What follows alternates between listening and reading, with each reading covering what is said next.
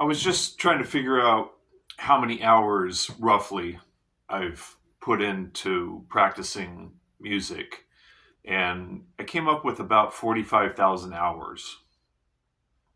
And that is over the span of about 29 years.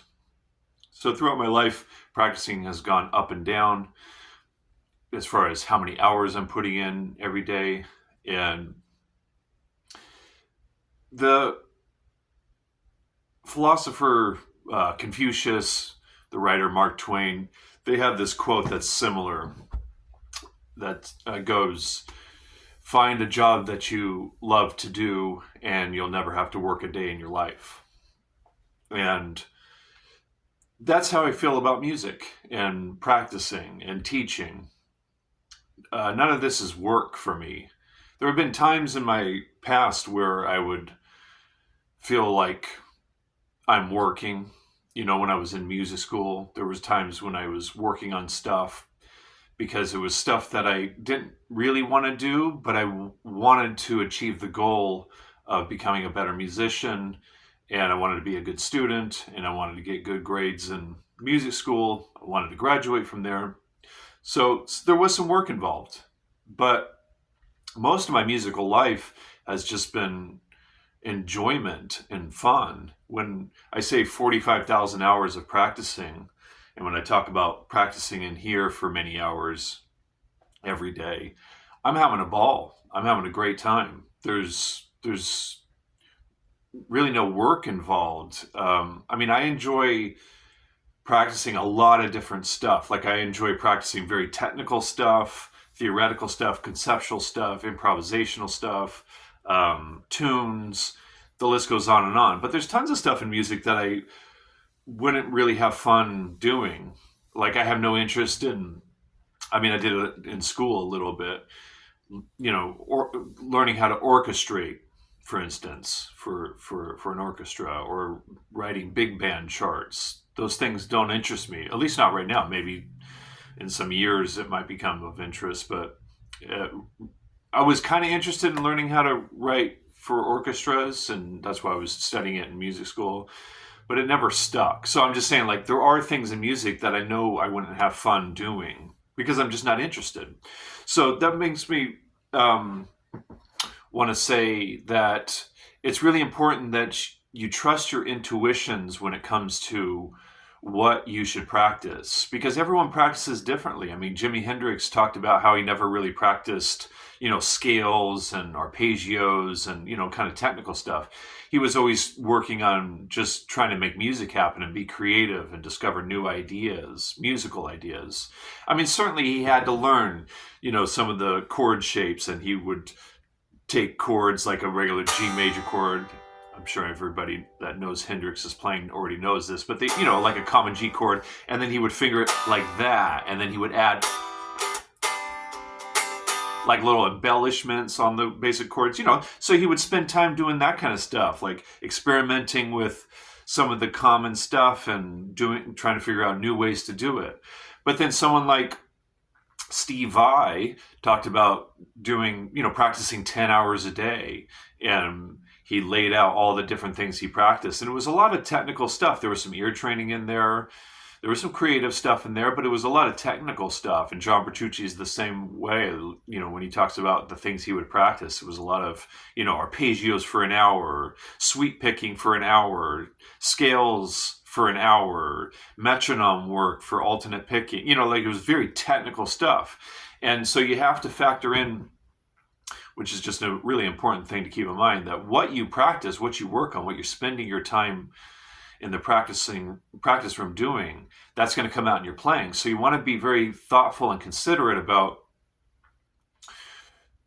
really imagining how you want to play. Because if you're working on a lot of technical stuff, let's say alternate picking, then that's going to come out in your music. And is that really the message that you want to have in your music? Is fast alternate picking, that kind of rigid alternate picking sound? At this point for me, I don't want that in my music anymore. So I don't do that anymore. The fast alternate picking thing. It sounds too, like, for what I'm trying to do creatively, musically, it sounds too technical. So I don't really work on that much. And so you have to just be sensitive to that. Like, what do you want in your music? And so it's really important, again, to make it fun. Figure out what are the things that you want in your music, and how can you work on those things in a way that you're having a good time. You're really enjoying the process of working on those things. Like with the classical stuff, a lot of it is technique. I'm working on pieces for sure, a lot of music, but a lot of the practicing is just technique, right hand technique stuff, left hand technique stuff, arpeggios and scales. It's very technical, but that's for the classical stuff.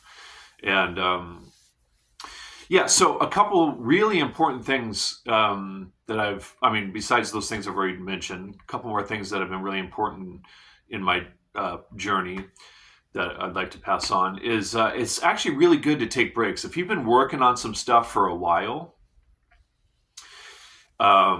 it's really good to take breaks, and even just a day. The least amount of practicing I'll do is about 2 hours in a day, but lately it's been a lot more than that consistently. But there have been days where I'll only do like 2 hours.